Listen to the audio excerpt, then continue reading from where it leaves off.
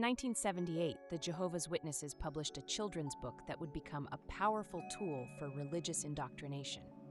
This book, aimed at young minds, took complex biblical narratives and simplified them into easily digestible stories.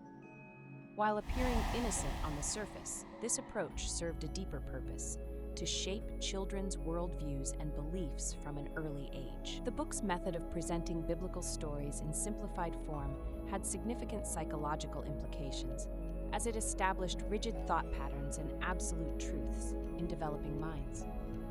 Looking at Part 4 of this book, we see how Israel's history is presented through a carefully crafted lens.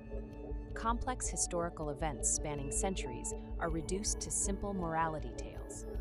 The narrative deliberately frames events to create emotional connections and establish clear divisions between right and wrong, good and evil. This oversimplification serves to plant seeds of black and white thinking in young readers. The story of King Saul provides a striking example of this simplified moral framework. Rather than exploring the complexities of human nature and leadership, Saul's character is presented in stark terms of disobedience versus obedience. The nuanced reality of his reign is reduced to a cautionary tale about the consequences of not following divine authority.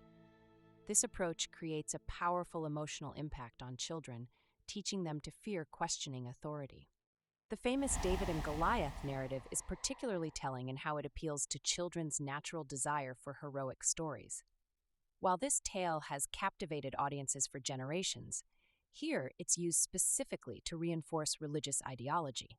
The violence of the confrontation is sanitized and justified, while the focus remains on divine approval of David's actions. This presentation creates a powerful psychological association between violence and righteousness when sanctioned by religious authority. In examining how David's conflicts with Saul are presented, we see complex political and personal struggles reduced to simplistic tales of good versus evil.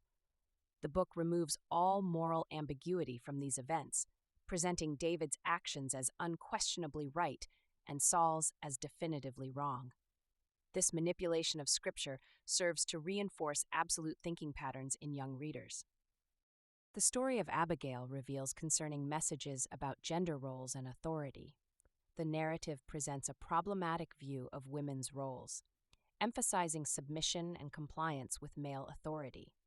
This portrayal reinforces traditional gender stereotypes and teaches young readers, especially girls, to accept hierarchical power structures without question.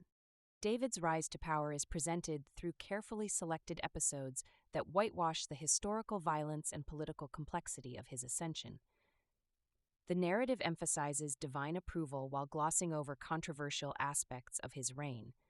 This selective storytelling creates a sanitized version of history that serves to justify authority and power when claimed to be divinely ordained. The treatment of the Bathsheba narrative is particularly problematic in how it handles abuse of power. The story minimizes David's actions while subtly shifting blame onto Bathsheba. This approach not only sanitizes violence, but also introduces troubling ideas about power, consent, and responsibility to young readers. Solomon's reign and the construction of the temple are presented as ultimate examples of divine approval and blessing. The narrative justifies massive displays of wealth and power by connecting them to religious authority. Historical facts are manipulated to create a narrative that reinforces the idea that material success indicates divine favor. The division of the kingdom is presented in a way that oversimplifies complex political realities. The narrative frames any opposition to established authority as inherently wrong and dangerous. This presentation uses fear tactics to discourage questioning or dissent, teaching children to view any challenge to authority with suspicion. The story of Jezebel demonstrates how the book demonizes religious diversity and reinforces gender-based prejudice. The narrative uses fear tactics to create strong negative associations with other religious beliefs, while simultaneously reinforcing problematic stereotypes about women who challenge established authority. The portrayal of prophets and divine intervention serves to establish unquestionable authority figures. Supernatural elements are manipulated to create awe and fear, effectively discouraging critical thinking. This approach teaches children to accept supernatural explanations without question, impacting their ability to develop analytical thinking skills.